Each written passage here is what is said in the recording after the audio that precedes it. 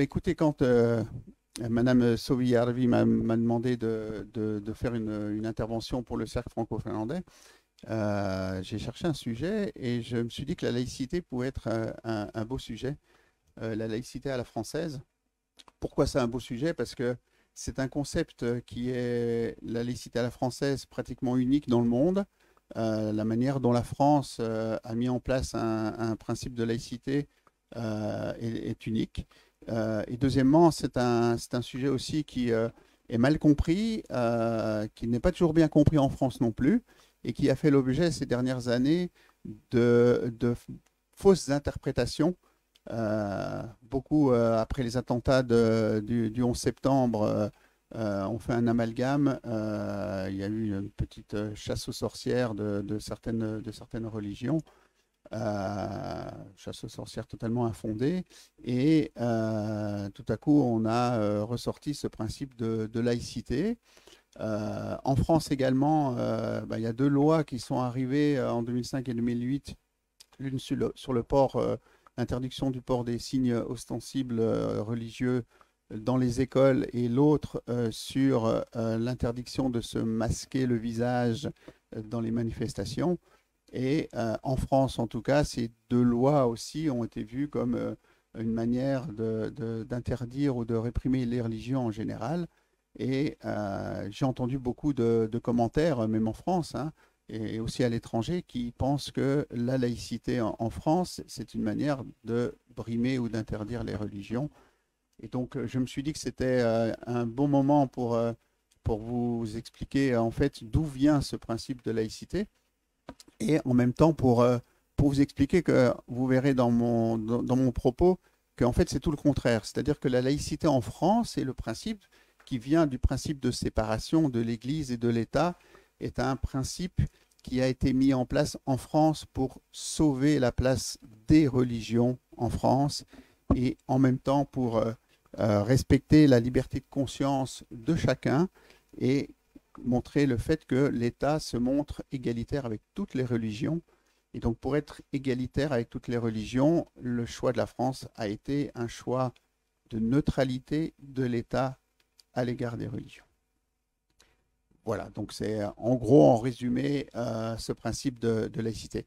Et pour le comprendre, même en France, les gens ont vu ressurgir cette notion de laïcité, donc comme je l'ai dit, dans les années 2000. Ils ont pensé que c'était peut-être un concept nouveau inventé pour justement l'occasion de mettre en place des lois pour respecter l'ordre public et d'autres de circonstances comme ça.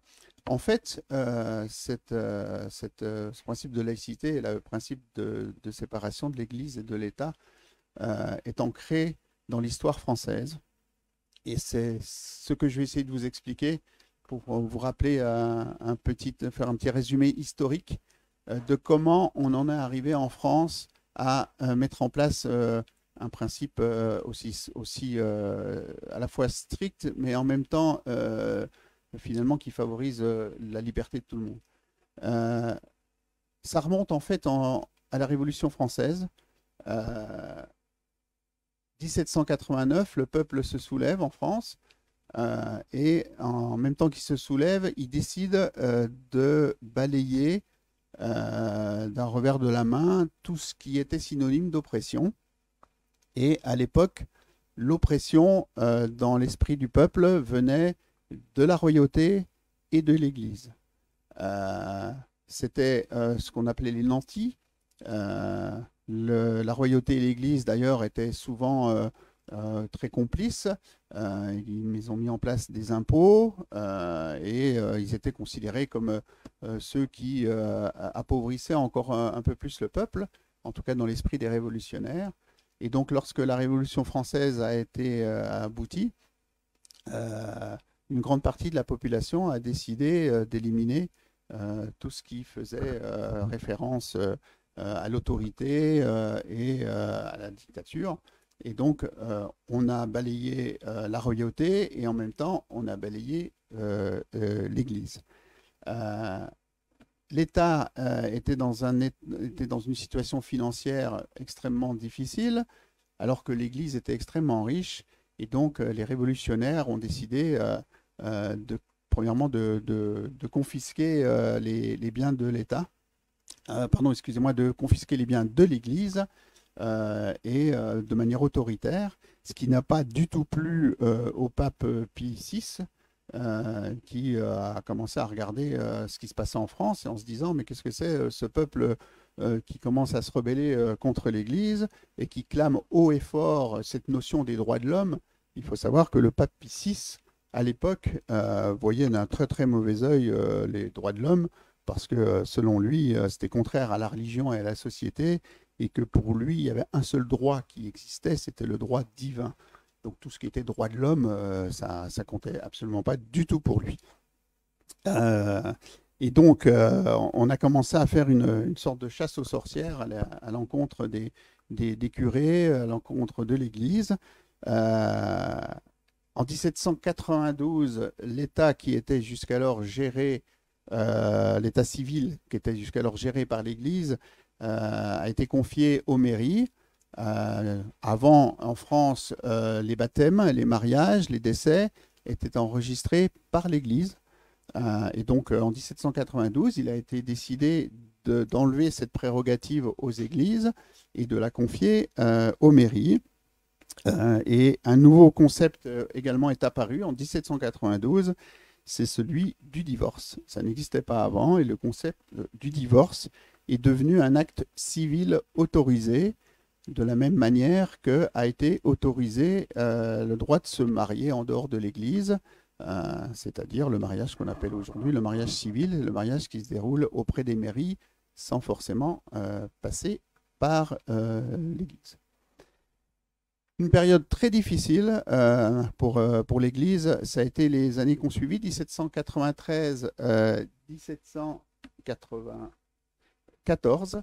C'est l'époque qu'on a appelée la Terreur, où, comme je vous l'ai dit, donc, en même temps qu'on a balayé la royauté, on a commencé à faire une chasse aux sorcières à l'égard des curés et de l'Église. Il y a eu une vague de déchristianisation. Les cloches des églises ont été fondues. Les curés ont été pourchassés, certains même ont payé de leur vie cette chasse aux sorcières. Et on a vu apparaître des scènes dans la rue où on a obligé, par exemple, des curés de parader assis sur des ânes de manière à ridiculiser ce pouvoir-là. Et le culte catholique pendant la Terreur a été purement et simplement interdit. Les églises à Paris ont été fermées le 23 novembre 1793 et elles ne rouvriront qu'un an et demi après. Pendant 18 mois, les églises ont été fermées puisqu'elles ont réouvertes en 1795. Ça n'a pas plu à tout le monde. Il a commencé à y avoir des frictions en France.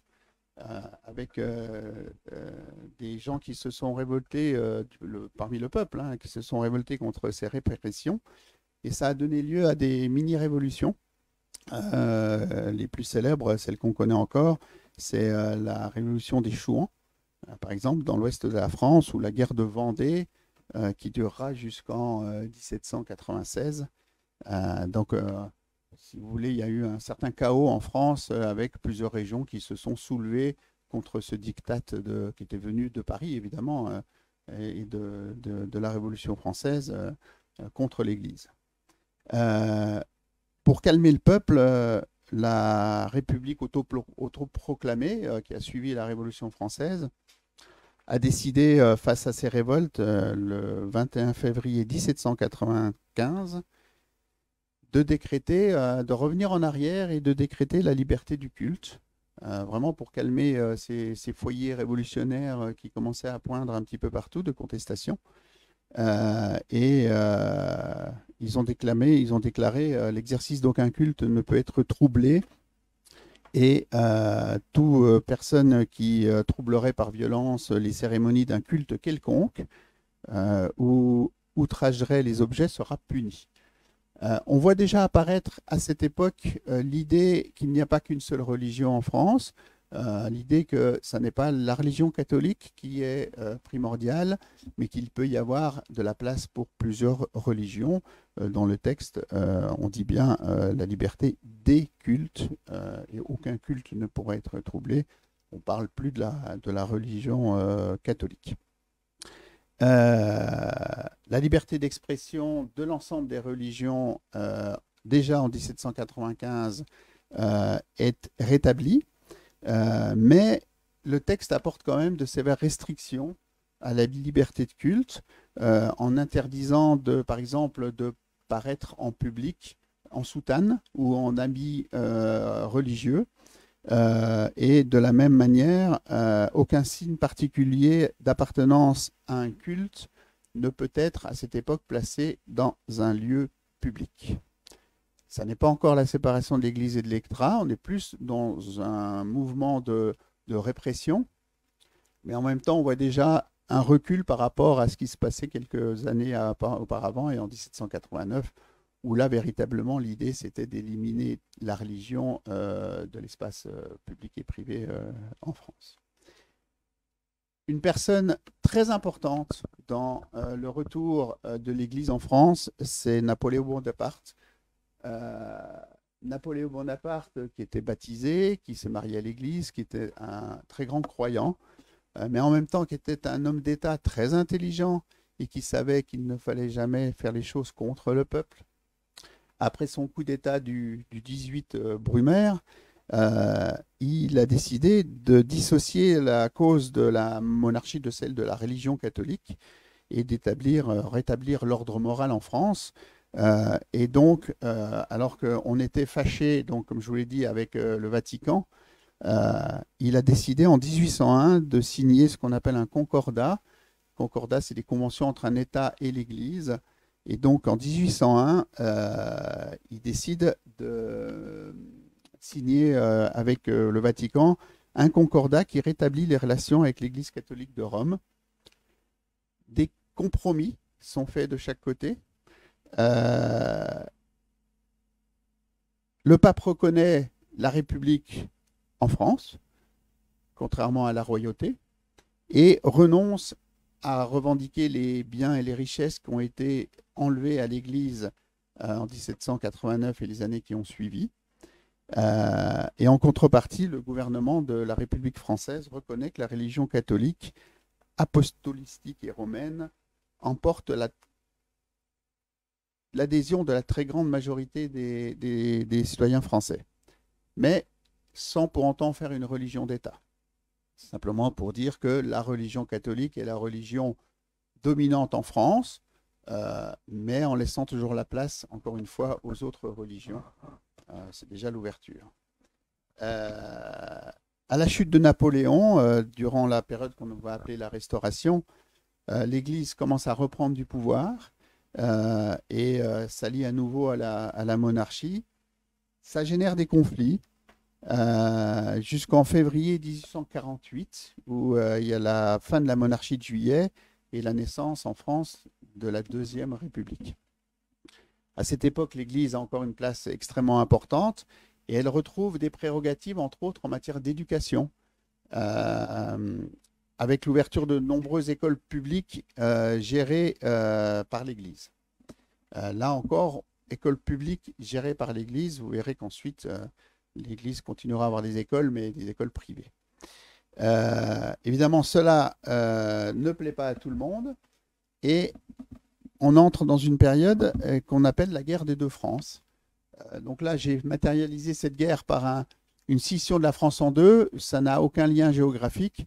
Bien évidemment, ce n'est pas l'Ouest qui était en faveur d'un courant et c'était un peu éparpillé en France. Mais il y avait vraiment un conflit en France entre les partisans d'une France monarchique, catholique et conservatrice et les partisans d'une France laïque et républicaine. S'ensuit, donc la France est vraiment divisée en deux. Entre ces deux courants-là. Et s'ensuit alors la Commune, l'épisode qu'on appelle en Commune, en 1871. La ville de Paris en premier, prend des mesures très importantes en faveur de la laïcité. Et ce terme laïcité apparaît pour la première fois le 11 novembre 1871 dans un journal qui s'appelle La Patrie. Laïcité, ça vient de laïkos du grec qui veut dire qui vient du peuple, par opposition à clérikos du grec qui veut dire tout ce qui est rapport avec la religion. En février 1879, un personnage aussi très très important dans l'histoire de France, c'est Jules Ferry. Jules Ferry qui devient ministre de l'Instruction publique. Il réformera en profondeur l'éducation. L'enseignement de la morale religieuse est supprimé au profit d'une instruction morale et civique. Et vous verrez que ça a son importance parce que c'est un petit peu le système qu'on a encore aujourd'hui en France. La laïcisation de la République française se poursuit. En 1882 est proclamée l'école laïque. Elle devient gratuite et obligatoire. Et en 1884, les prières qui précèdent toutes les sessions parlementaires sont supprimées. Et de la même manière, donc, les cours d'instruction religieuse dans les écoles sont supprimés par la même occasion. Donc 1882, naissance de l'école laïque, qu'on appelle aujourd'hui l'école publique. Mais la France est toujours extrêmement divisée, même si dans l'hémicycle, c'est le Parlement en France, les républicains commencent à l'emporter sur ceux qui rêvent d'un retour de la monarchie. Un personnage qui a failli faire basculer l'histoire de France, c'est Émile Combes, qui lui défendait un contrôle des cultes et s'opposait vraiment de manière très stricte aux religieux. Et en 1902, il était chef du gouvernement. Il a décidé de faire fermer 2500 établissements scolaires catholiques. En réponse à ça, je vous rappelle qu'en 1801, il y a eu le concordat avec le Vatican. En réponse à ça, le pape, évidemment, n'a pas été content du tout de cette tournure que prenaient les événements en France. Et il a décidé de rompre les relations diplomatiques avec la France en 1904. Donc le concordat devient caduc et la France est profondément divisée. La situation est même explosive avec à nouveau des soulèvements, des débats interminables à l'Assemblée nationale et tout ça. Dans l'hémicycle en 1905, le Parlement est divisé en deux. Émile Combes, qui lui et ses partisans défendent une laïcité stricte qui vise à éliminer la religion totalement de l'espace public et que les cultes soient contrôlés de manière stricte par l'État avec vraiment des restrictions d'application des cultes et de libre expression des religions. Et les autres républicains, qui étaient menés par Aristide Briand, eux, défendaient une loi plutôt de compromis, respectueuse des libertés publiques et individuelles, et avec une séparation stricte de l'État et de l'Église, mais avec une place pour chacun des deux camps. Pourquoi je vous ai dit que c'était un tournant dans l'histoire de France? Parce que si Émile Combes l'avait emporté à l'époque, on ne peut pas prédire de ce qui serait passé après, parce que d'autres personnes seraient arrivées, mais en tout cas, à cette époque, il y aurait eu une restriction vraiment très forte de la liberté de culte, et la religion aurait, en tout cas pendant une période assez longue, été sortie de la société et interdite en France. Finalement, c'est la conception d'Aristide Briand qui finit par l'emporter.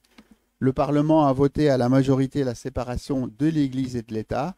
1905, séparation de l'Église et de l'État. Et ce texte qui a été adopté, finalement, est un texte d'apaisement qui a mis fin à plus de 100 ans de conflit, puisque depuis 1801 jusqu'à 1905, comme je vous l'ai expliqué, la France était vraiment divisée en deux sur cette histoire de religion.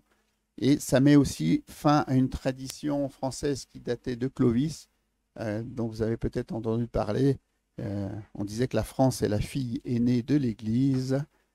Ça met fin à cette tradition-là, puisqu'il y a vraiment une séparation stricte maintenant entre l'Église et l'État. En résumé, donc jusqu'à cette date de 1905, mais même après, je vous passe après cette séparation de l'Église et de l'État n'a plus été remise en cause, hein, donc c'est 1905 le texte fondateur. Et en fait, la laïcité, elle est la résultante de trois textes fondateurs. La Déclaration des droits de l'homme et du citoyen de 1789. Dans la Déclaration des droits de l'homme, nul homme ne doit être inquiété pour ses opinions, même religieuses. C'est écrit noir sur blanc dans la déclaration. Comme je vous l'ai dit, le divorce civil est introduit. On a aussi supprimé de la loi certains délits religieux qui existaient encore. Le délit de blasphème, le délit de sorcellerie et le délit d'hérésie aussi ont été supprimés de la loi. Le délit de blasphème, c'est intéressant de comprendre que c'est depuis cette déclaration que cela existe, puisqu'on a vu le débat qu'il pouvait y avoir autour de Charlie Hebdo et des attentats de Charlie Hebdo sur les caricatures. Voilà, c'est ancré dans la Constitution, dans la Déclaration des droits de l'homme française, que le délit de blasphème n'est pas interdit. Et puis, comme je vous l'ai expliqué, les registres des états civils sont retirés des paroisses et confiés aux officiers publics. Deuxième texte, donc, 1905, la loi qui proclame la séparation de l'Église et de l'État. La liberté de conscience et de culte est proclamée et toute discrimination religieuse est interdite. En contrepartie, l'État cesse de rémunérer les ministres des cultes, cesse de rémunérer. À l'époque, les curés, les évêques étaient des fonctionnaires, donc ça n'est plus le cas. Et puis, en réponse aux 2500 écoles qui ont été fermées par Émile Combes, plus de la loi de 1905 édicte que plus de 30 000 églises, temples et synagogues sont mises gratuitement à disposition des communautés religieuses en France, à la condition qu'elles s'organisent sous forme d'associations culturelles. Ça a été permis par la fameuse loi de 1901, la liberté d'association en France, qui est une nouvelle forme de liberté de fonctionnement des associations. Elles peuvent recevoir de l'argent, elles peuvent en dépenser, mais elles doivent rester sous un régime associatif et c'est un système très particulier des associations. Et donc, c'est cette loi de 1901 qui a permis en 1905 d'autoriser les communautés religieuses à exister à condition qu'elles s'organisent sous ces formes d'association. Donc, on voit déjà à cette époque vraiment une séparation stricte entre le public et ce qu'on appelle le privé. Et puis le troisième texte, on fait un bond dans le temps et c'est 1958, puisque vous savez que l'un des textes les plus forts dans le droit français, c'est la Constitution, la Constitution normalement est au-dessus des lois. Et dans la Constitution de la Ve République, en 1958, c'est proclamé officiellement le caractère laïque de la République et en même temps, toujours ce parallélisme, République laïque, mais liberté des cultes, liberté de conscience. C'est quelque chose sur lequel je veux insister parce que ça répond à un malentendu qu'on a entendu dans les années 2000, dont je vais parler, c'est que la laïcité est une interdiction des cultes. Et dans le cheminement que je vous ai expliqué, vous comprenez que cette laïcité a été l'outil nécessaire pour garantir au contraire la liberté des cultes, la liberté des religions. Certains voulaient proclamer que la France est catholique, voulaient proclamer que le catholicisme était la religion d'État. Et en fait, le chemin qu'a pris la France, c'était d'ouvrir la porte à toutes les religions, mais encore une fois, pas de religion d'État. Et comme l'État est au service de tous les citoyens, l'État a un strict devoir de neutralité. Neutralité et d'égalité dans le traitement de tous les citoyens. Donc l'État ne peut pas favoriser une religion. Contrairement à d'autres pays dans le monde aujourd'hui où le catholicisme ou d'autres religions, l'islam ou la religion juive est érigée comme religion d'État. En France, c'est l'ouverture à toutes les religions. Aujourd'hui, la République laïque, elle repose sur 4 piliers, qui sont vraiment les piliers fondateurs de cette République laïque. La première, c'est la liberté. La liberté de croire, la liberté aussi, et c'est très important, la liberté de ne pas croire. C'est-à-dire qu'on reconnaît officiellement aux gens la liberté de n'appartenir à aucune religion. C'est aussi un droit en France. On a aussi la liberté en France de changer de religion, si on veut, sans problème. On a la liberté de ne pas avoir de religion et on a la liberté de s'exprimer librement chez soi, mais on m'avait posé la question il n'y a pas très longtemps, quand j'ai dit que j'allais faire une intervention sur la laïcité, on m'a dit, ah oui, en France, on n'a pas le droit de prier dans la rue, on n'a pas le droit de porter des signes dans la rue. J'ai dit, pas du tout, non, non. Il y a liberté. Le seul frein qu'il y a à cette liberté, c'est un frein qu'il y a en France à toutes les libertés, c'est le trouble à l'ordre public. C'est-à-dire qu'on a le droit de prier dans la rue, mais évidemment, si 500 personnes se mettent à prier en même temps et qu'ils bouchent les rues et que ça crée des tensions, ça peut être interdit. De la même manière, il ne faut pas faire ce qu'on appelle, c'est un mot peut-être compliqué, mais peut-être vous le comprenez, c'est du prosélytisme. Le prosélytisme, c'est-à-dire on n'a pas le droit de faire de la propagande ouverte en allant dénigrer les autres religions, parce que ça risque de créer des tensions entre communautés. Et donc, ces troubles à l'ordre public, on n'a pas le droit. Donc, les gens en France ont tout à fait le droit de porter un voile, de porter une croix et de porter aussi une kippa. Et contrairement à ce que l'on pourrait penser, ils ont le droit de le faire dans les espaces publics. C'est-à-dire qu'en France, vous pouvez tout à fait aller à la mairie pour voter avec une croix catholique ou avec un voile sur les cheveux ou un turban sikh, si vous le souhaitez.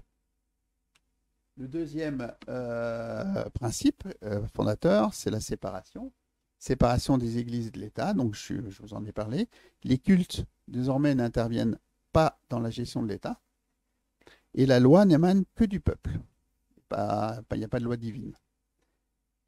Réciproquement, l'État n'intervient pas dans l'organisation interne des cultes. Il y a la liberté de chacun de culte, mais en même temps, l'organisation interne des cultes, il peut y avoir des subventions, il peut y avoir, mais vous savez qu'en France, une grande partie des fonds des religions viennent des dons, de l'aumône qui est fait dans les églises et en même temps des subventions que peut recevoir l'Église catholique de la part du Vatican ou la religion musulmane de la part de certains pays ou de la religion juive de la part d'Israël. Mais l'État français n'intervient pas dans l'organisation des cultes. Le troisième pilier très important de la laïcité en France, c'est la neutralité. La neutralité, ça veut dire la neutralité de l'État et la neutralité des serviteurs de l'État. Ça concerne les agents de l'État et les agents qui travaillent pour le service public. Là aussi, c'est une incompréhension en France. Quand on vous parle laïcité, on dit « Ah oui, mais laïcité, moi j'ai le droit d'exprimer ma religion, moi la République laïque ». Vous entendrez ça encore, vous allez voir, il va y avoir la campagne présidentielle, on va encore parler de ça. Et en fait, la laïcité en France, le principe de laïcité, ne concerne que l'État et les agents de l'État. C'est-à-dire que Madame X ou Monsieur Y, fonctionnaire dans une mairie, doit appliquer un strict devoir de neutralité dans l'exercice de ses fonctions. Par contre, ces personnes-là ont tout à fait le droit d'avoir une religion, ont tout à fait le droit d'exprimer leur religion en dehors de l'exercice de leurs fonctions au service de l'État. Donc la laïcité en France, ça n'est pas quelque chose qui est universel pour tous les citoyens, c'est pour les fonctionnaires d'État et c'est pour les services publics.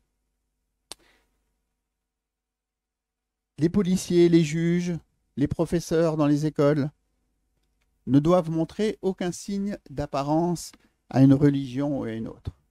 Et dans leurs propos, ils n'ont pas non plus le droit de mettre en avant une religion quelconque, et surtout pas de mettre en avant une religion qui serait supérieure à d'autres religions. Mais neutralité, ça ne veut pas dire indifférence. Et par exemple, le ministre de l'Intérieur peut entretenir des relations avec les représentants du culte. Le seul frein, c'est qu'il doit être égalitaire vis-à-vis de toutes les religions. Et donc, il ne peut pas, par exemple, c'est un exemple, mais il ne peut pas recevoir les représentants du culte catholique 20 fois dans l'année et recevoir une seule fois les représentants du culte musulman. Ça serait déséquilibré. Donc, il doit respecter un certain équilibre, mais il a tout à fait le droit d'entretenir les relations avec les représentants du culte. Et puis, le quatrième pilier, c'est l'égalité, évidemment. L'égalité de tous, évidemment devant la loi, mais l'égalité également de tous devant l'État. Donc les citoyens sont égaux et le service public est le même pour tous, quelle que soit la conviction religieuse des uns et des autres. Donc, en résumé, et c'est quelque chose qui est fondamental pour la compréhension de la laïcité en France, en fait, la laïcité, elle permet à chacun d'exprimer librement ses convictions dans le respect de la loi et des cultes. Vous savez, la devise française, liberté, égalité, fraternité, certains se sont demandé si aujourd'hui, il n'y a pas une quatrième valeur qui était liberté, égalité, fraternité, laïcité. Et en fait, ce n'est pas vrai, parce qu'on ne met pas la laïcité au même niveau que liberté, égalité, fraternité, ne serait-ce que parce que liberté, égalité, fraternité, ça s'applique à tous les citoyens, alors que, comme je vous l'ai expliqué, la laïcité est un concept qui s'applique aux serviteurs et à l'État et aux serviteurs du service public. Mais à travers la laïcité, on peut décliner ces trois valeurs, liberté, égalité, fraternité. La liberté, c'est la liberté de conscience, la liberté d'avoir sa propre religion. L'égalité, c'est l'égalité de toutes les croyances et de toutes les religions en France. Et la fraternité, c'est s'aimer les uns les autres et rendre possible le vivre ensemble. C'est-à-dire respecter les uns les autres. Et on arrive très bien, vous savez, on montre souvent la France en exemple comme un pays multiculturel où toutes les communautés vivent ensemble.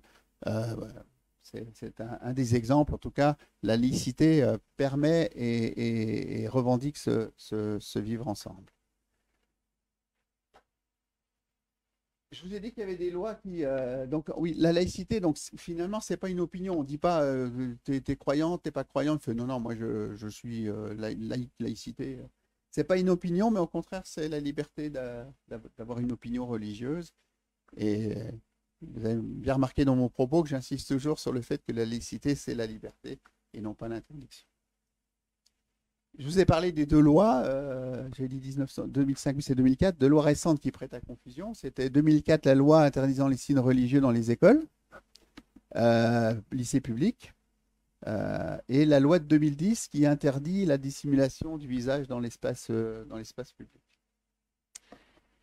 La première loi de 2004, elle dit que dans les écoles, les collèges, les lycées, le port du signe ou tenue par lesquels les élèves manifestent ostensiblement une appartenance religieuse est interdit. Pourquoi ça a été mis en place? C'est simplement parce que le législateur a voulu préserver les enfants de toute doctrine religieuse, de toute pression religieuse, et ils ont estimé que l'enfant, il était là pour apprendre des valeurs fondamentales comme des disciplines fondamentales comme la géographie, les mathématiques, le français, mais que la religion n'est pas une discipline, la religion est une opinion. Et on s'était aperçu qu'il y avait certains enfants qui, au sein même de l'école, étaient soumis à des pressions religieuses et autres. Donc, c'est juste à la fin du lycée, jusqu'à 17-18 ans, tous les signes religieux sont interdits à l'école. Ostensible, ça veut dire voyant. Vous pouvez très bien porter votre croix de baptême si vous le souhaitez, à condition qu'elle soit camouflée. À l'époque où la loi est sortie, on a dit, ouh, voilà, ça c'est pour empêcher les voiles islamiques ou les kippas, donc c'est contre les religions. Et en fait, c'est vraiment pour préserver, pour donner un espace préservé pour les enfants de toute pression particulièrement religieuse. Euh, et ça leur donnera aussi le choix ensuite de faire la liberté de faire leur propre choix sur la religion qu'ils voudront suivre plus tard. Là aussi, ça prête à confusion parce que la photo que je vous montre, bah, finalement, il y a des femmes voilées dans un établissement scolaire. Et en fait, cette interdiction des signes ostensibles, elle ne concerne que l'école primaire et secondaire, euh, parce qu'on estime que les enfants n'ont pas encore la capacité intellectuelle à faire leur propre choix. Mais à l'université, au contraire, le même code de l'éducation civique précise que euh, l'enseignement supérieur dispose de la liberté d'information et d'expression à l'égard des problèmes politiques, économiques, sociaux et culturels, et que cette liberté peut être exercée librement dans les établissements universitaires, à condition de ne pas troubler l'ordre public. Là, on revient à la tradition de ce qu'est l'université, du temps de Socrate, où c'est un lieu de débat, un lieu d'échange, et c'est au contraire par l'échange que le débat est ouvert et que les gens peuvent discuter. Le vivre ensemble, c'est aussi ça, c'est parler chacun de sa culture, et de ses religions et de ses croyances. Et donc pour l'université, au contraire, il n'y a pas cette interdiction, c'est ouvert. Donc ça aussi, c'était mal compris en France, c'est que l'interdiction des signes, c'est vraiment primaire et secondaire, mais à l'université, c'est ouvert. La deuxième loi, c'est la loi de 2010. La loi de 2010 qui a interdit la dissimulation du visage. Tout de suite, la presse s'est emparée de cette loi-là en visant les femmes musulmanes qui portaient des burqas, donc qui avaient le visage totalement couvert. Euh, Ils ont voulu faire mettre cette loi-là sur le débat religieux en disant que c'était une loi anti-islam, alors qu'en fait c'est une loi qui a été prise pour des motifs sécuritaires. Alors, ça fait un peu rigoler aujourd'hui puisque pendant plus d'un an et demi, on a obligé les gens à porter des masques, alors qu'à l'époque, on leur interdisait de porter des masques. Mais la loi dit nul ne peut dans l'espace public porter une tenue destinée à dissimuler son visage. L'espace public est constitué de voies publiques. Enfin, l'espace public, c'est les voies publiques et c'est les lieux ouverts au public ou affectés à un service public. Et en fait, c'était surtout destiné aux manifestations. Euh, bon, évidemment, vous allez me dire, quand vous regardez des images à la télévision, c'est pas forcément respecté, puisqu'on sait très bien que les gens qui portent des masques, c'est les gens qui vont aller casser parce qu'ils ne veulent pas avec les caméras être reconnus. Mais c'est pour ça que la loi interdit de dissimuler le visage. Euh, Aussi, ça peut être le port d'un casque, ça peut être un bandana, ça peut être, comme ici, se peindre le visage ou un masque. Donc, c'est pas du tout une loi qui a été faite pour lutter contre la burqa ou les femmes voilées qui se voilent entièrement le visage. Mais c'est vrai que dans le débat public, ces deux lois ont prêté un peu à confusion. Et c'est là où ont commencé à avoir lieu des débats sur la laïcité, avec tous les contresens que je vous ai expliqués, laïcité contre les religions. On est même allé à dire laïcité, c'est pour favoriser la religion catholique et aller contre l'islam. Donc voilà, j'ai essayé de vous montrer comme ça par l'histoire qu'en fait c'est quelque chose qui revient de très très loin et que c'est ce qui a la laïcité, au contraire, ça a permis la maintenance de toutes les religions.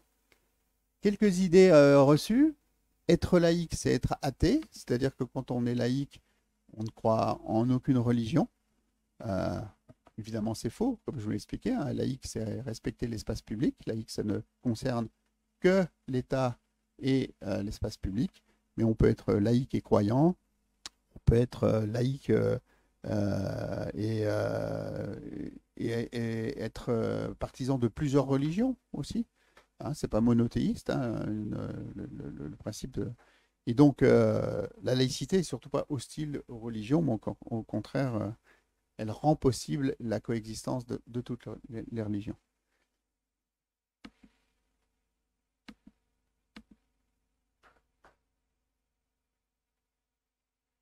Excusez-moi, je me suis trompé, j'ai été trop vite. La laïcité fait de la religion une affaire privée. C'est ce qu'on a essayé de dire. La laïcité, c'est cantonner la religion dans la sphère privée. Les gens confondent privé et privé. C'est-à-dire que les gens confondent privé chez moi, sans qu'il y ait personne autour, avec ma famille, dans la discrétion et autres. Et public, c'est dehors. Privé chez moi, public dehors. Alors qu'en fait, c'est pas ça. C'est que dans la notion législative, le public, c'est ce qui ressort de l'État, c'est les services publics. Alors que le privé, bah, c'est ce qui n'est pas public. Et donc, vous pouvez très bien aller dehors et exprimer votre religion, faire des prières.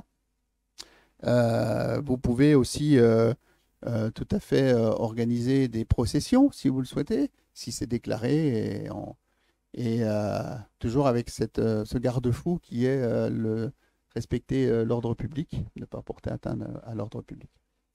Mais encore une fois, j'insiste, c'est pas la religion n'est pas maintenant quelque chose de confidentiel à faire chez vous en France. C'est quelque chose qui est ouvert, mais qui une séparation Église-État. Donc la sphère publique, c'est la sphère de l'État et des services publics. Et puis bon, le troisième n'interdit pas d'exprimer sa religion en public. J'y suis allé. Ça fait débat, cette notion, ça fait débat en 1905, lors des discussions. C'était un des points les plus qui ont amené le plus de crispation. Certains députés voulaient interdire, donc, comme je vous l'ai dit, le port de la soutane et toutes les processions publiques dans la rue. Et voulaient aussi interdire de faire sonner les cloches dans les églises. Parce qu'on estimait que s'ils font sonner les cloches, ça va sur l'espace public, évidemment. Alors qu'encore une fois, les cloches sont sur les églises. L'église, ça n'est pas un des services publics, ça n'est pas l'État. Et donc, il y a tout à fait la possibilité, avec certaines règles, si vous faites sonner les cloches à 3 heures du matin, c'est vous qui allez vous faire sonner les cloches, parce que vous allez réveiller tout le monde. Donc, il y a des réglementations pour ne pas troubler l'ordre public, mais c'est tout à fait... Et d'ailleurs, la Convention européenne des droits de l'homme, qui a été ratifiée par la France en 1974, proclame la liberté de manifester sa religion et sa conviction individuellement ou collectivement, en public ou en privé, par le culte, l'enseignement, les pratiques et l'accomplissement des rites. Donc, la Convention européenne des droits de l'homme a acté le fait qu'on pouvait, dans l'espace public, exprimer sa religion à condition de rester dans des initiatives qui sont des initiatives privées et pas portées par l'État.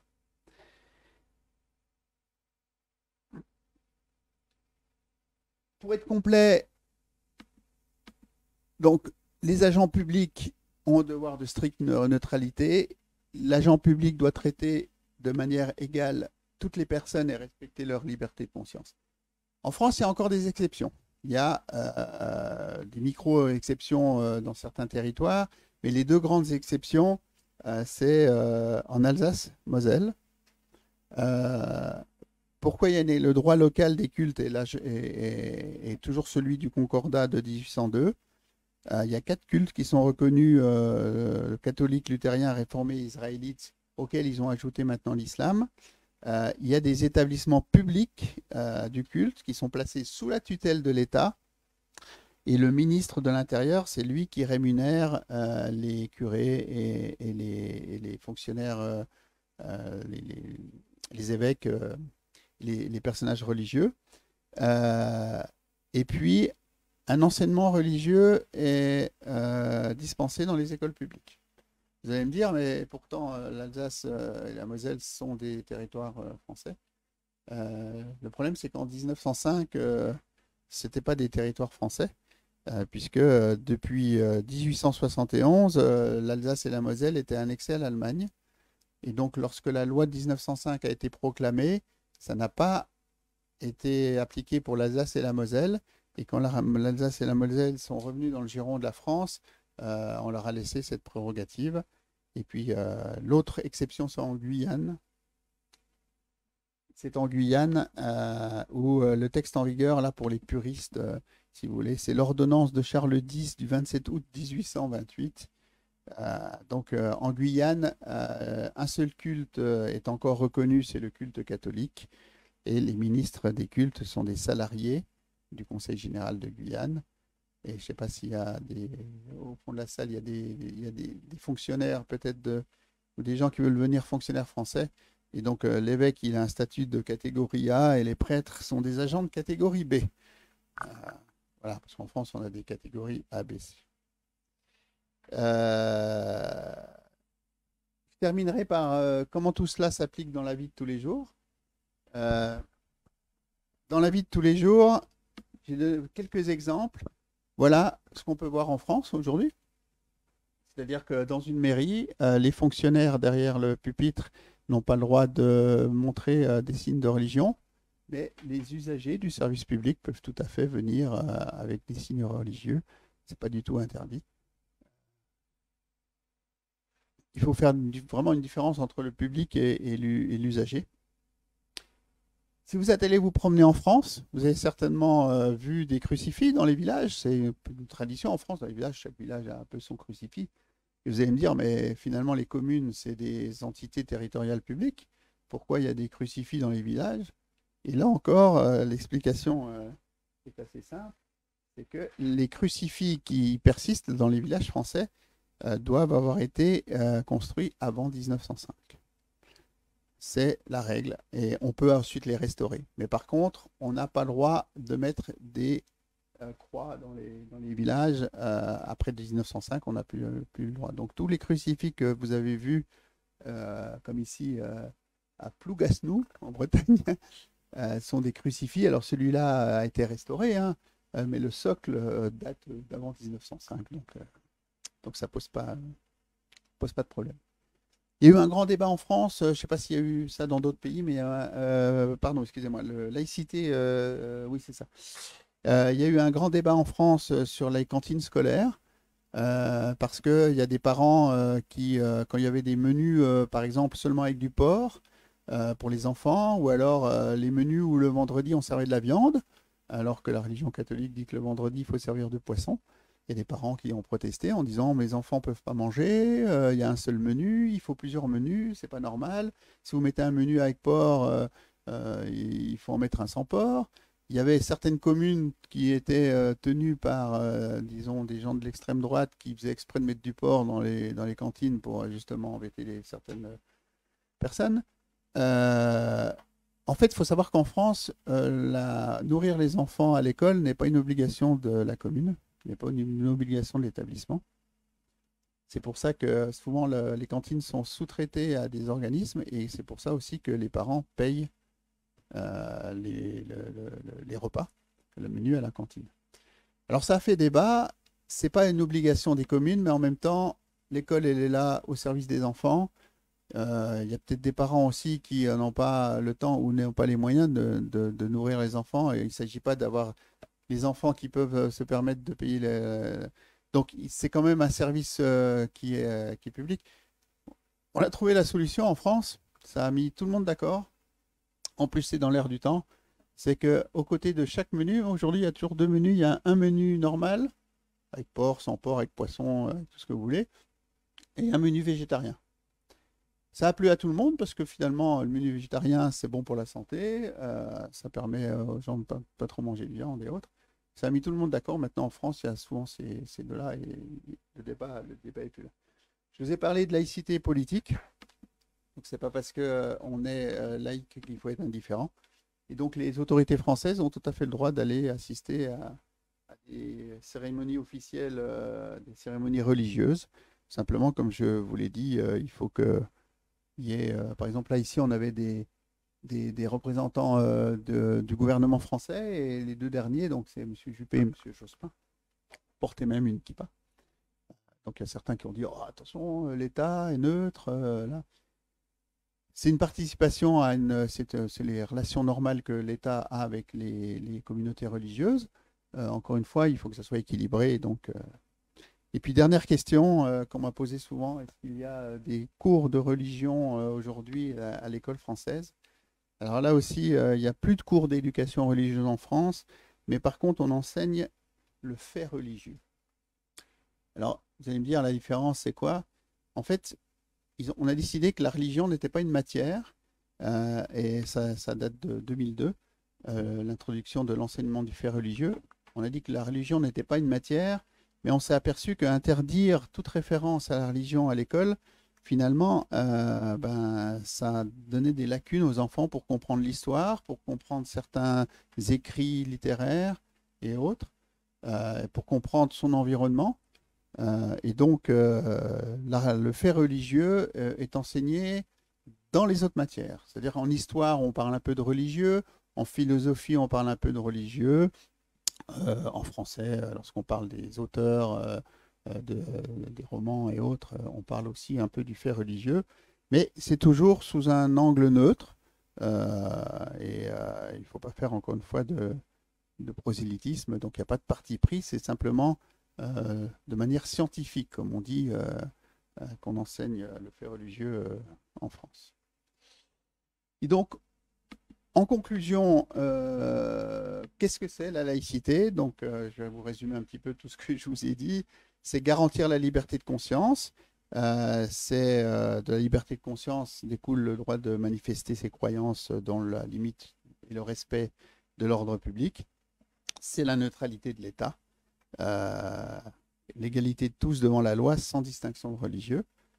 La laïcité garantit aussi aux citoyens le droit de croire et de ne pas croire, et garantit aux citoyens le même droit à la liberté d'expression, peu importe sa religion et sa croyance. On a le droit aussi de ne pas avoir de religion, d'en changer si on veut. C'est garantir la liberté de l'exercice des cultes, la liberté de religion, et personne ne peut être contraint au respect de dogmes ou de prescriptions religieuses. Important aussi, c'est-à-dire qu'en France, l'État et la loi ira toujours en défense de personnes qui veulent sortir de leur religion et dont la communauté leur interdit de faire ça.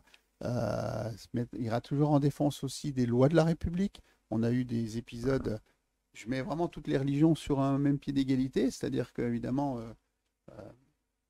la religion musulmane qui interdit certaines pratiques, en France, on a la liberté de croire ou pas croire, donc on a la liberté le mariage forcé est interdit. Au niveau de la religion catholique, l'avortement est autorisé en France, donc toutes les manifestations qui, pour des motifs religieux, iraient à l'encontre de ce principe-là, seraient réprimées. Donc c'est vraiment, encore une fois, la liberté de croire, de ne pas croire, de suivre la religion qu'on veut, mais en même temps aussi la liberté d'exprimer sa religion. Et puis, l'ordre politique est fondé sur la seule souveraineté du peuple, des citoyens et de l'État. Et donc, l'idée qu'il y avait avant, qu'il y avait une loi divine, c'est propre à chaque religion, mais en tout cas, l'État, c'est la loi et la Constitution qui... Et puis, la laïcité donc, n'est pas une opinion, mais la liberté d'en avoir une. Elle n'est pas une conviction, mais c'est un principe qui autorise toutes les convictions sous réserve de respecter l'ordre public. Voilà, j'espère que c'est un peu plus clair dans votre esprit, j'espère que ça vous a intéressé, et puis je suis ouvert à vos questions si vous en avez.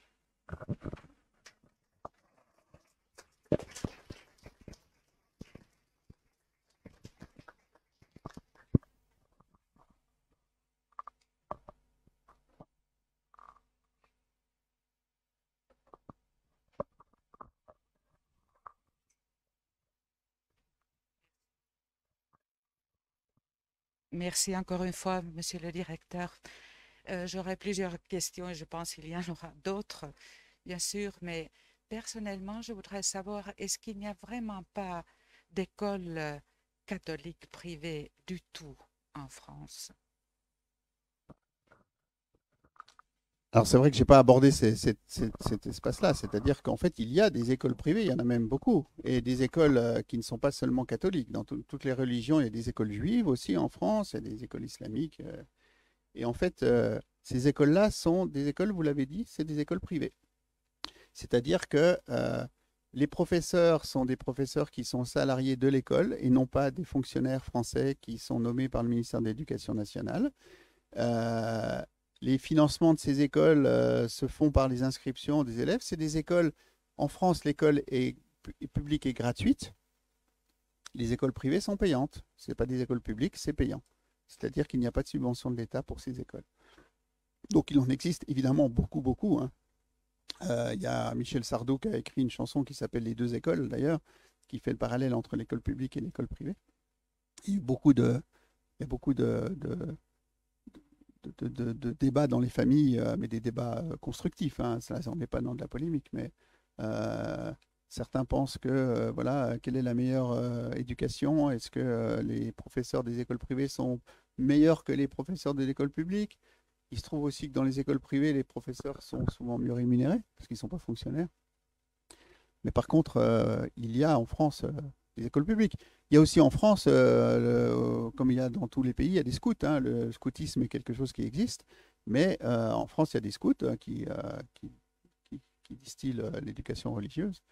Mais tout ça se fait dans la sphère privée. Et donc c'est financé par les cultes, c'est financé par certaines écoles juives, par exemple, peuvent être financées par Israël. Mais tout ça, c'est la sphère privée. L'État et l'école publique est gratuite et neutre.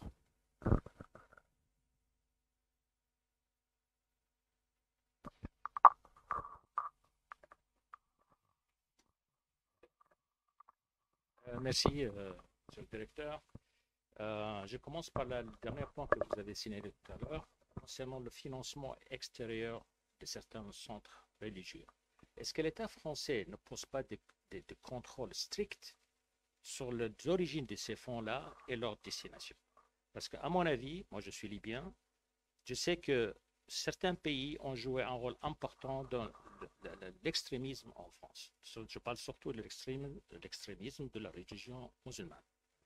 C'est la première question. Deuxième question, ça revient à ce que vous avez dit à l'introduction, que la laïcité est certaines caractéristiques françaises à la française. Et c'est un article que je venais de lire avant de venir au centre, d'un magazine. Ils disent que la laïcité est très française. Et c'est de là vient le misunderstanding autour de même des pays européens. Donc, la question de contrôle, est-ce que c'est imposé? La deuxième question, est-ce que les centres musulmans en particulier, je sais qu'il y avait toujours des compétitions entre l'Algérie et le Maroc pour dominer certains centres en France. Est-ce qu'ils persistent encore toujours avec l'arrivée des Turcs? Merci. Alors, deux questions. Alors, je vais répondre en premier à la première question. En fait, il y a des contrôles. Ils ne sont pas toujours, je suis entièrement d'accord avec vous, ils n'ont pas toujours été très stricts. Il ne s'agit pas d'aller pointer une religion ou une autre. C'est vrai qu'on parle beaucoup de la religion musulmane et de l'extrémisme qui s'est développé en France. Mais on a aussi, si vous écoutez la radio, on entend aussi assez souvent la fermeture c'est pas seulement à l'école, hein, les écoles islamiques en France, c'est surtout certaines mosquées aussi, hein, qui prônent l'extrémisme.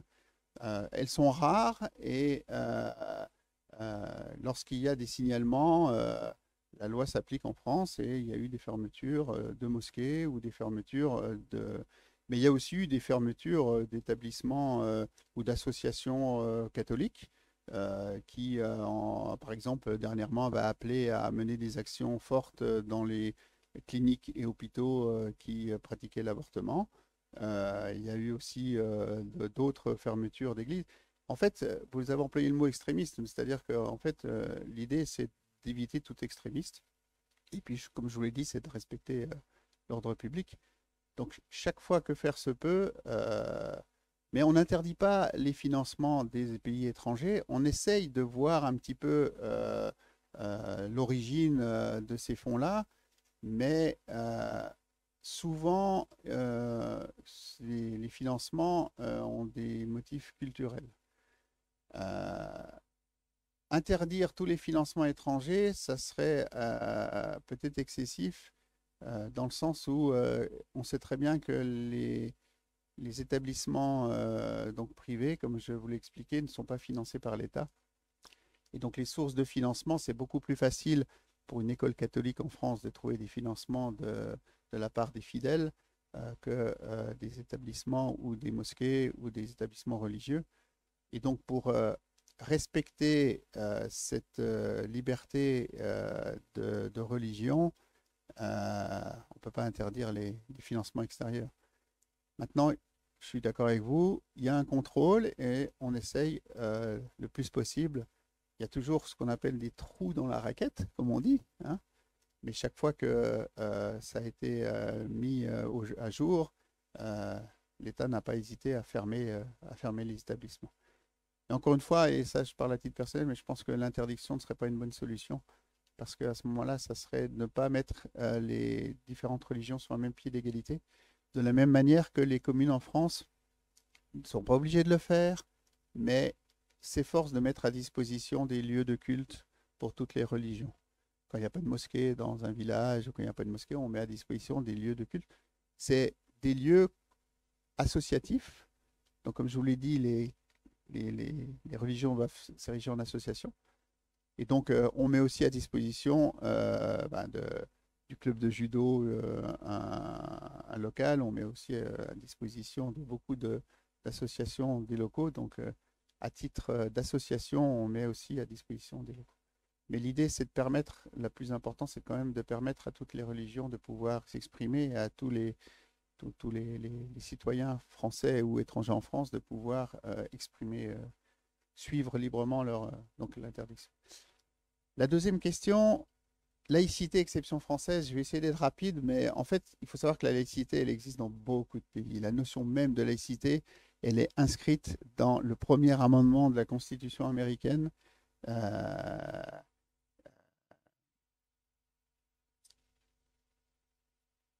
Même si vous voyez partout aux États-Unis, sur les billets, il y a la référence à Dieu. Dans les faits, souvent, ils font en Grande-Bretagne, c'est God Save the Queen. Mais en fait, ils jouent un petit peu sur les mots. C'est-à-dire que la laïcité et le droit de toutes les religions est inscrit dans la Constitution, mais pour eux, Dieu est un concept général. Ils disent pas, ils ne se réfèrent pas enfin, le mot God ne se réfère pas à une religion en particulier. C'est comme ça que nos amis américains le disent. Euh, depuis Washington, à peu près, enfin, une grande majeure partie des citoyens des présidents américains prêtent serment sur la Bible, mais c'est absolument écrit nulle part. C'est pas une obligation. Et comme je m'attendais un peu à une question comme ça, j'avais fait une recherche et John Quincy Adams, pardon, a préféré prêter serment sur un livre de droit. Et Theodore Roosevelt, lui, quand il a prêté serment sur aucun livre. C'est absolument pas du tout une obligation. Au Canada, le principe de laïcité, il existe aussi. C'est marqué aussi dans les textes fondateurs. La Constitution canadienne garantit la liberté de croyance et de conscience et une égalité de droits de tous les citoyens. Et c'est marqué dans la Constitution canadienne, l'État doit demeurer un acteur neutre entre les différentes croyances et religions. Et donc, ils ont ce terme qui est un terme qu'on a traduit en français, mais c'est les accommodements raisonnables. C'est-à-dire que l'État canadien peut avoir des accommodements raisonnables avec la religion, mais pratiquement tous les pays démocratiques du monde maintenant, aujourd'hui, essayent de préconiser un rôle neutre de l'État par rapport à ces religions. Il y a certains pays aussi qui ont une sorte de, alors c'est quelque chose qui va peut-être vous faire rire, mais une sorte qu'on appelle de la laïcité catholique. Voilà, donc c'est l'Italie, le Portugal, l'Espagne. En Italie, le catholicisme n'est plus une religion d'État depuis 1948. Et pareil, dans la Constitution, c'est marqué que tous les gens ont la liberté de suivre la religion qu'ils veulent. Il y a aussi une séparation stricte entre l'État et l'Église. Mais voilà, dans le concordat qu'a signé l'Italie avec le Vatican en 1984, ils reconnaissent quand même que le principe du catholicisme appartienne au patrimoine historique du pays. Voilà, fait partie du patrimoine, le catholicisme fait partie du patrimoine historique du pays. Et l'enseignement des religions reste obligatoire, obligatoire à l'école. Au Portugal, la Constitution affirme que l'État est laïque. C'est marqué dans la Constitution portugaise. Mais là aussi, le Portugal est signataire d'un concordat avec le Vatican. Et il garantit le caractère exceptionnel des relations entre le Portugal et l'Église catholique. C'est pour ça que je vous dis que c'est une laïcité catholique. Et puis l'Espagne aussi, depuis 1978, a abrogé le catholicisme comme religion officielle en 1978. Et c'est marqué dans la Constitution que l'Espagne est un État laïque séparé de l'Église. Toutefois, le texte reconnaît l'Église catholique comme celle de la majorité des Espagnols. Donc voilà, je peux vous donner beaucoup d'exemples comme ça. La seule chose qui est vraie, c'est pour ça que je vous l'ai dit moi-même dès le début, c'est qu'on est la laïcité à la française, c'est un concept qui est unique dans le sens où vous ne verrez jamais un président de la République terminer un discours par Dieu vous protège. Vous ne verrez jamais dans les écoles quelqu'un terminer, enfin, qu'on bénisse le repas à la cantine avant et personne ne prête plus serment sur. Maintenant, on prête serment sur le Code civil, on prête serment sur la Constitution, sur les textes juridiques. Mais donc voilà, j'espère que j'ai essayé de répondre le plus clairement possible à vos questions.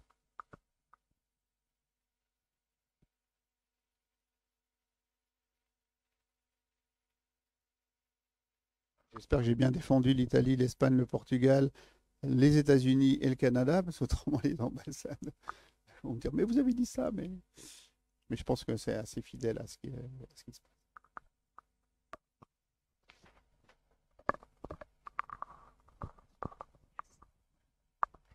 Je voulais vous demander encore, quand vous avez dit que l'enseignement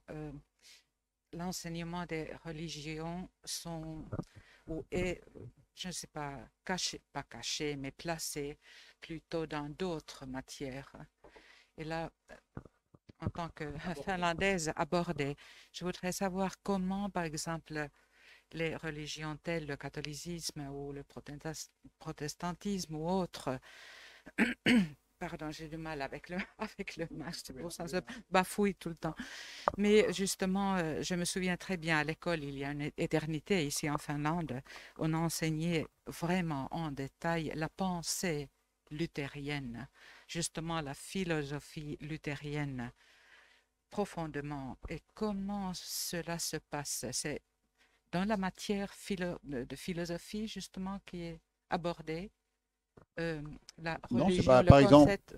par exemple, en histoire, on parle des guerres de sécession, on parle des croisades, on parle des guerres religieuses, on aborde justement moi, je suis un agent public, je vous ai parlé un petit peu du cheminement de la séparation de l'Église et de l'État. On parle de 1905, on parle du clergé, vous savez, le clergé, la noblesse et le tiers-État, qui étaient les trois piliers qui existaient avant la Révolution française.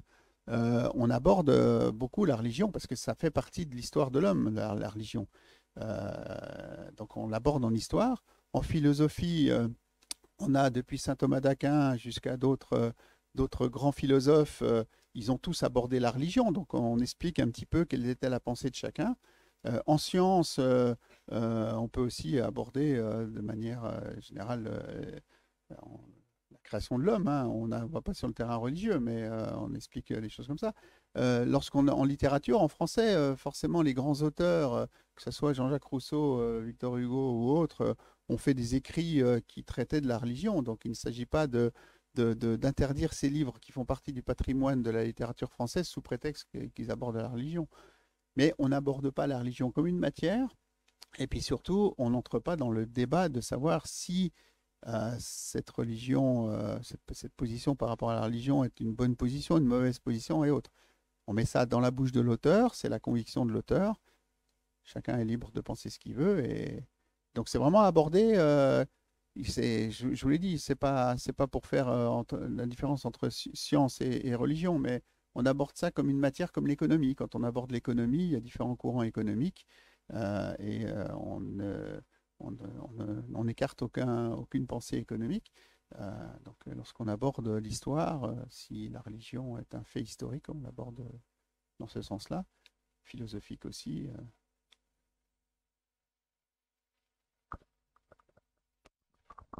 Merci, monsieur le directeur. Et depuis cette loi de 2004 concernant les écoles, donc y a-t-il eu des cas, par exemple, des enseignants qui ont été mis à la porte pour avoir porté une croix de baptême en public, etc. Donc, est-ce que la loi a été appliquée aussitôt et très bien respectée? Je vais vous dire, et puis en plus j'aime bien la placer un peu partout cette phrase, mais c'est une de mes phrases préférées de Gandhi, qui dit: Ma recherche de l'absolu m'a fait comprendre la beauté du compromis. Ma recherche de l'absolu m'a fait comprendre la beauté du compromis. Il faut toujours rechercher un compromis, c'est-à-dire que, en étant très honnête, je n'ai pas souvenir de professeurs qui ont dû être mis à la porte à cause de. Ils ont peut-être été mis à pied pendant quelques jours, quelques semaines. Il y a surtout eu des débats au niveau des élèves parce que il y avait une contradiction entre l'école obligatoire, l'école publique, l'accueil de tous les élèves, et puis tout à coup, on refusait l'accès à certains élèves. Il y a des élèves qui ont été avertis.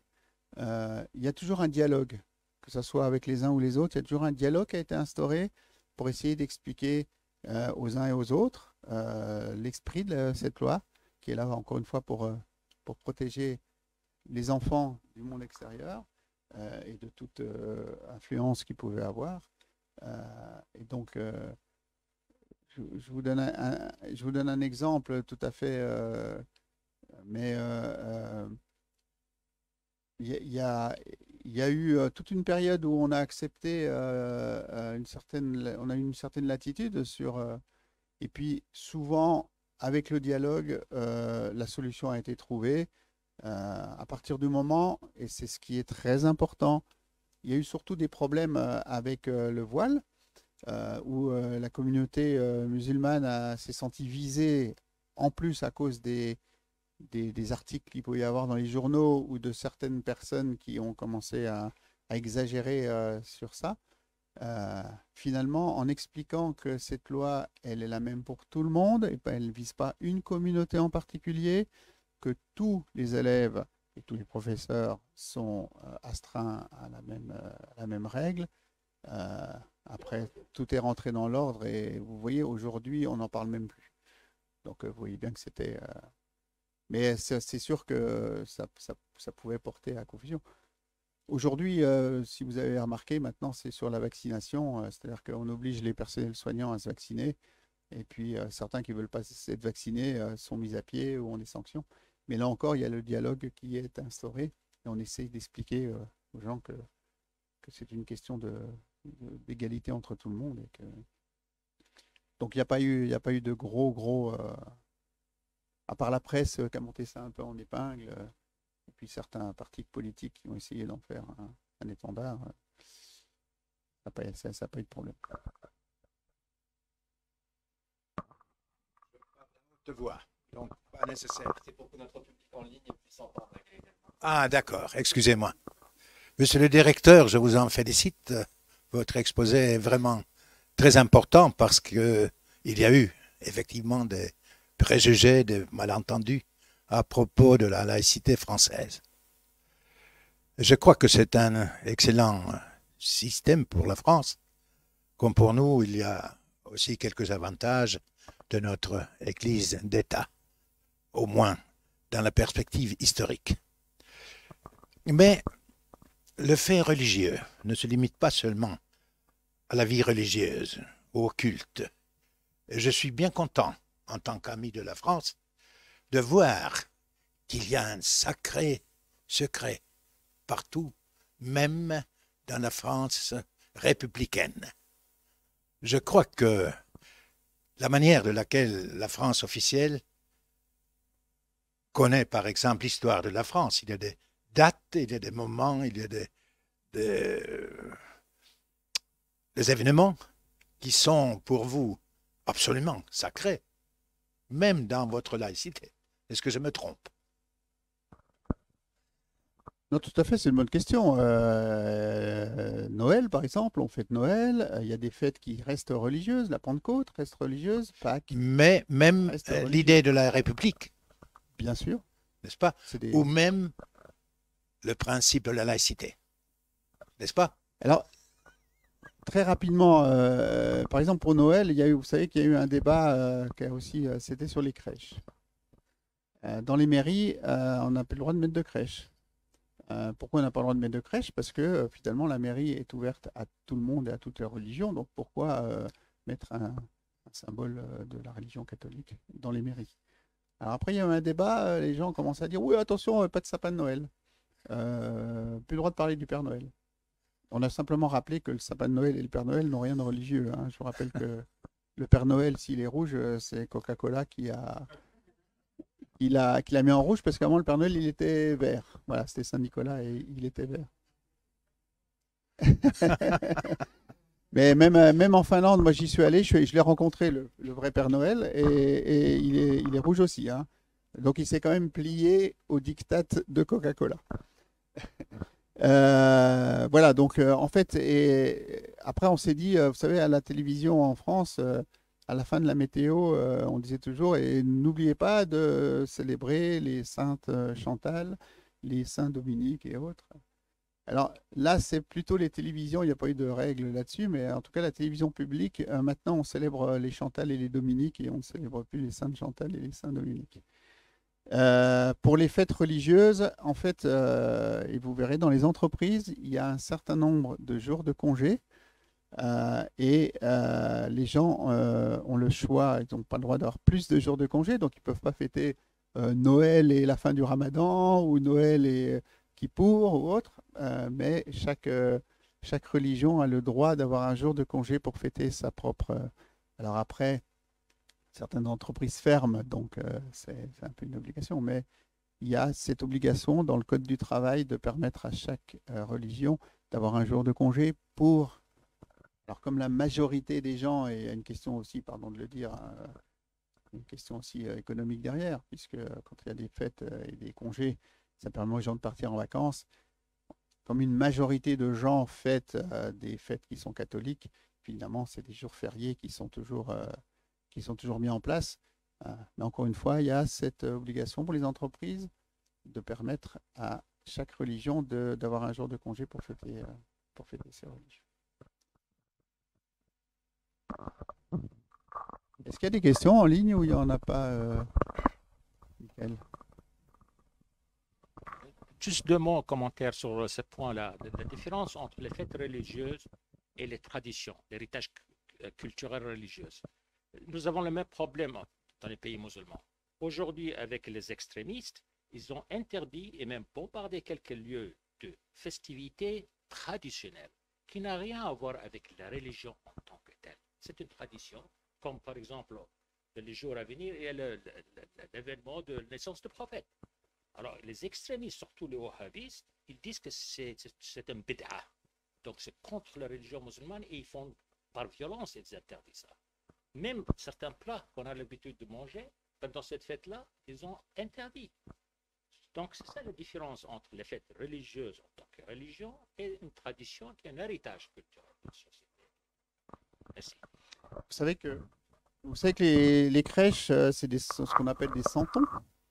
Que le santon est un art traditionnel de Provence. Et donc, vous avez tout à fait le droit, en France, dans une mairie, de faire une exposition de crèche à condition que ça ait un caractère et que ça soit présenté sous un angle culturel. Voilà. Donc, je rejoins tout à fait ce que vous avez dit. Je vais vous donner un exemple, je ne devrais pas, parce que c'est... Mais enfin bon. Il y a une mairie en France qui avait été remportée par un parti assez extrême droite et il avait décidé de mettre une crèche. Je lui disais, voilà, moi, la laïcité, ça ne m'intéresse pas. Simplement, dans sa crèche, vous savez un petit peu comment est constituée une crèche, donc il y a les rois mages. Et parmi les rois mages, il y en a un qui est d'origine africaine. Et lui, il avait décidé de l'enlever et de mettre 3 rois mages blancs parce qu'il trouvait que, évidemment, il a tout de suite été condamné et on lui a demandé de retirer la crèche. Mais à mon avis, c'était de la provocation parce que c'était une crèche géante et il l'avait mis sur un plateau avec des roues de manière à ce qu'il savait très bien qu'il allait devoir l'enlever. Donc, c'était beaucoup plus facile de là. Donc, il l'a remis. On a une question en ligne de Tanguy et la question c'est quelle est l'égalité des cultes quand un culte est subventionné par la mise à disposition gratuite de lieux construits avant 1905?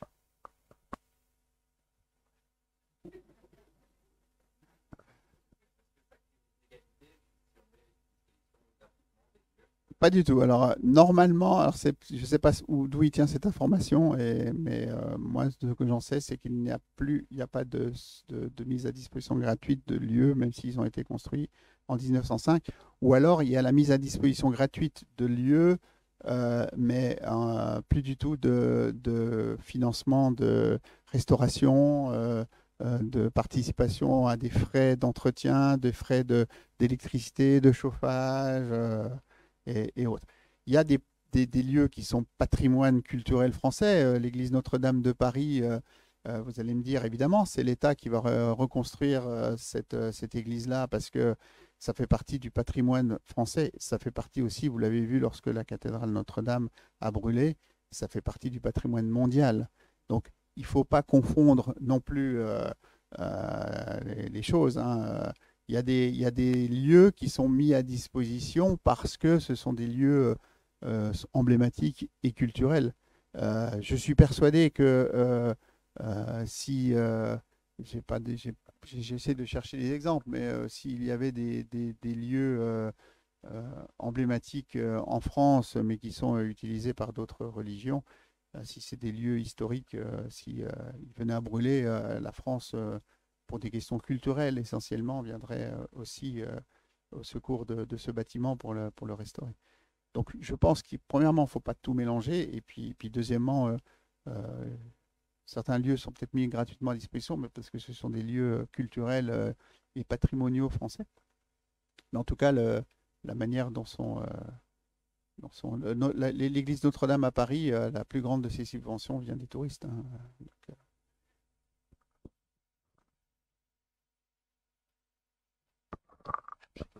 peut-être encore 2 questions et puis on va peut-être arrêter après. Merci, monsieur le directeur.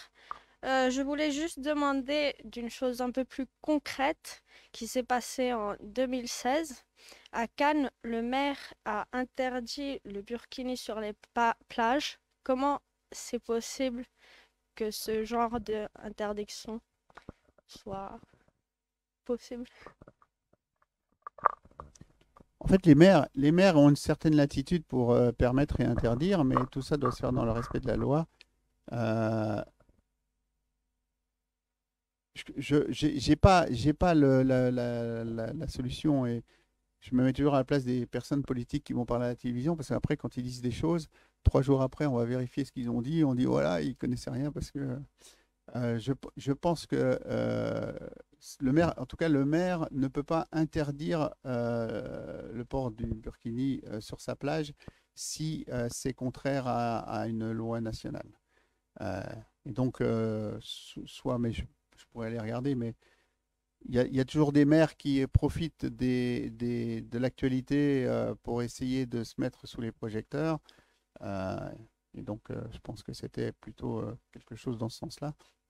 Soit le port du burkini est interdit sur l'ensemble du territoire français, soit il n'est pas interdit. Donc le maire de Cannes ne peut pas prendre une directive qui soit contraire au principe d'égalité. Voilà, donc j'avoue que je ne sais pas quel était le résultat. Je ne sais pas si aujourd'hui, parce que vous me dites que c'était en 2016, je ne sais pas si aujourd'hui il y a eu une contestation de cette mesure devant les tribunaux et quel est le résultat de... Mais en tout cas, sachez que voilà, on peut pas faire en France ce qu'on veut. C'est-à-dire que soit c'est autorisé par la loi, soit c'est interdit par la loi. Par contre, il y a toujours possibilité de faire des choses, et puis ensuite, c'est contesté. Et souvent, d'ailleurs, la presse parle beaucoup de mesures qui sont prises, mais ensuite, quand c'est contesté dans les tribunaux et que la mesure est annulée, on en parle beaucoup moins parce que c'est moins porteur. Et voilà, moi, ce que je peux vous rassurer, c'est qu'en France, il n'y a pas moi, je fais ce que je veux et je vais interdire ça. Soit c'est autorisé, soit c'est interdit. Et pourtant, est-ce que le 6 décembre, Saint-Nicolas, il peut encore visiter des écoles primaires ou pas? Parce que quand même, c'est un personnage religieux. Oui, Saint-Nicolas, de toute façon, n'est pas célébré en France. Il y a en Alsace et en Moselle. Saint-Nicolas est très, très présent en Alsace et en Moselle, mais c'est pour la raison pour laquelle je vous l'ai dit tout à l'heure, ils ont une exception, dans le sens où ils ont un statut un peu particulier, puisque c'était allemand avant le 1905, en 1905. Mais par contre, moi, je suis bourguignon. Voilà, moi, je connais Saint-Nicolas parce que mon frère s'appelle Nicolas, donc je lui fais de sa fête tous les 6 décembre, dans le bon sens du terme. Mais voilà, autrement, il n'y a pas du tout. Saint-Nicolas est pas, était pas une personne emblématique dans l'ensemble de la France, et surtout en Alsace et en Moselle. Et puis peut-être, j'ajouterais, non, en fait, on a une communauté assez large en France, donc encore une fois, moi j'avais des amis allemands qui fêtaient beaucoup Saint-Nicolas, et les Hollandais aussi, et donc on peut voir de temps en temps des célébrations le 6 décembre de Saint-Nicolas, mais c'est justement sur ce que je vous disais, la liberté de chacun de vivre ses religions ou ses dates emblématiques, à condition que ça ne trouble pas l'ordre public. Voilà. En tout cas, merci beaucoup.